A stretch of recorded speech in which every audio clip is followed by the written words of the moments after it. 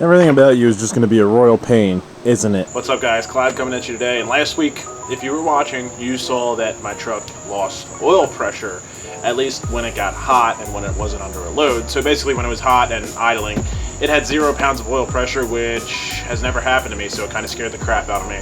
This time, we're going to be going through our paces, trying to figure out what's going on. The first step is I threw some super heavy 15W50 in the truck, thinking that maybe the oil that was in there was too thin and getting hot too quickly and thinning out and just making my oil pressure dive to shit. I also thought that it was kind of weird that it had pressure under a load but no pressure at idle. So we're just going to try this out first, see how it works, and send it, I guess. We're getting a puddle of antifreeze under the truck, so I guess I thought it would be ready to roll, but there's still some things I got to iron out. So I'm going to see how it likes the 1550, but I also want to figure out the cooling problem, because in addition to the oil pressure issue, it is getting incredibly hot once again when it sits, which I thought I had ironed out, but I don't know. Maybe it needs a new radiator, maybe it's just something stupid.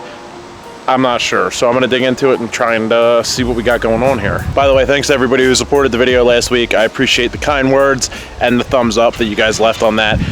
Hopefully this week I won't disappoint you guys and we can get this thing running again. this is the problem. Yeah, look. If you put your light inside, you can see the crack. See the crack? I do. Do you see the crack? You know, crack kills. Here goes the first test drive.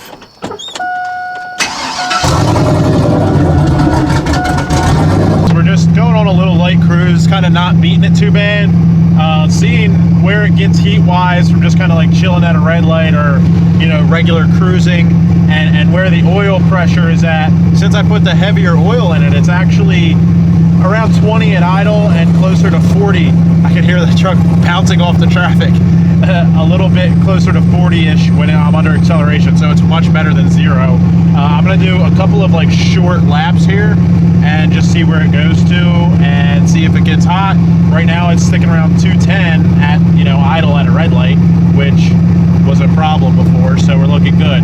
So we're just gonna go do some boring, like slow driving, and then if it hangs in there for that, maybe do like a short hit or two, and then maybe put the boost controller on it if it withstands this, and then do that. So that's that.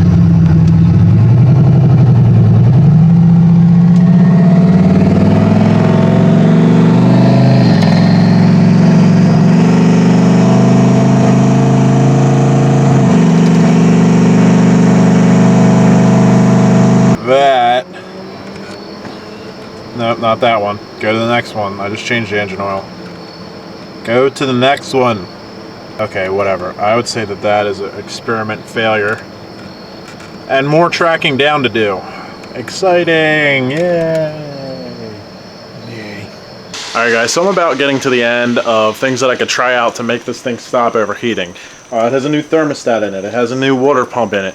The only thing that it doesn't have is a new radiator as far as the cooling components go. Picked this bad boy up for like 170 bucks, I think it was. Other than that, the only thing that I could think of why it keeps overheating is because my wastegate, I still haven't gotten that plumbed yet. So it's kind of just dumping over here for the time being, which is going to be fixed soon. Just haven't been able to align and get that done yet. So we're going to try this, and it's going to be a last ditch effort, and then I guess we'll get the wastegate plumbed, and if it's still overheating, then I'm going to probably push it into the ocean.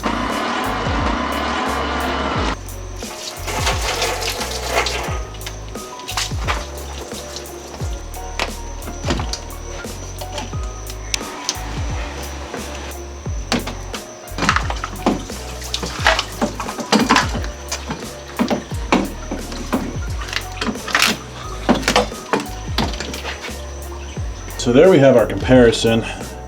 You can see how much thicker the aluminum one is based to the stock one. I guess this is aluminum too, but this one's all aluminum with the end caps that are not plastic, they're metal. As I dump coolant all over the place, I'll have to take that hose off. And it's just like a nicer unit. Hopefully, please, please, please fix the overheating issue. I'm also going to take these hoses and flush them out just to see if there's any anything in the hoses. Like, I'm grasping at straws here, but guess it's worth it. So, oh yeah, and one other thing. I'm gonna put this stock thermostat back in. It kind of looks crappy, but it's a known to work part. The other one does seem to be working. Apparently, if you let the water flow through more freely, it can't sit in the radiator long enough to cool down, which then gives you cooler water with the higher thermostat in some cases. So I'm gonna put this guy back in. One eternity later. Boring part is done. We had to fill the block back up and pop this upper radiator hose on. Here goes nothing for the 10th time. The whole cooling system's new, so I guess let's just go drive it off the cliff if this doesn't work. I'm gonna try and run it a little bit more. The oil pressure is low, but it was keeping down on temperature until I just started stalling it up because of the oil pressure dropping, and that's how you keep the oil pressure up with this upped up thing that the truck's doing. But now it's running like 240 now. One last thought in terms of cleaning up this overheating problem, and Dad's gonna explain it to you as I walk off camera. Just checking the water pump. He's gonna crank it over, gonna see if it's pumping out water.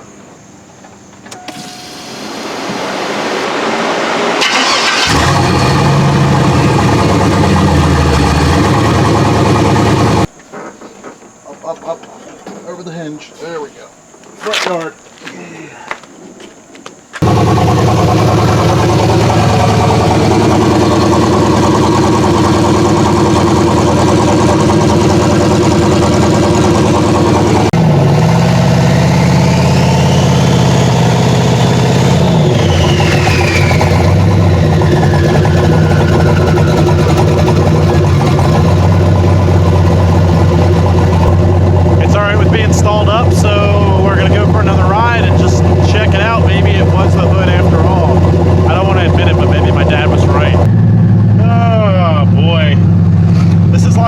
Majority of the miles I put on this truck is just driving short distances, trying to see if it'll overheat.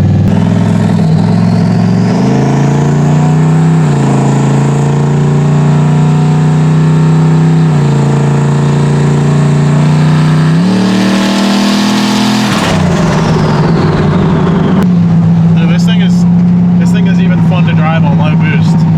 I kind of like really want to be able to drive this thing a long distance, even on like, it's only at like 5 to 8 pounds still.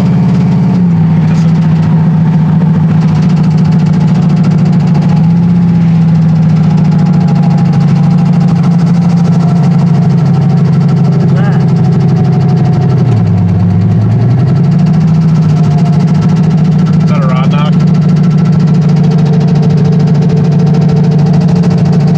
Let it idle. Huh? Just let it idle.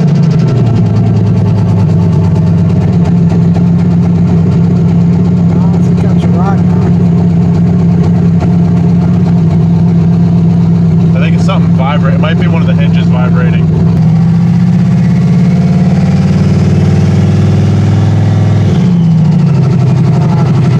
Not a hinge rattling. Huh? Not a hinge rattling. It's not what? It's not a hinge rattling.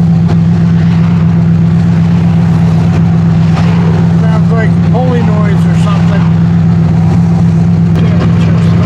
Temperature's alright, oil pressure looks decent. I don't know, that noise is weird though.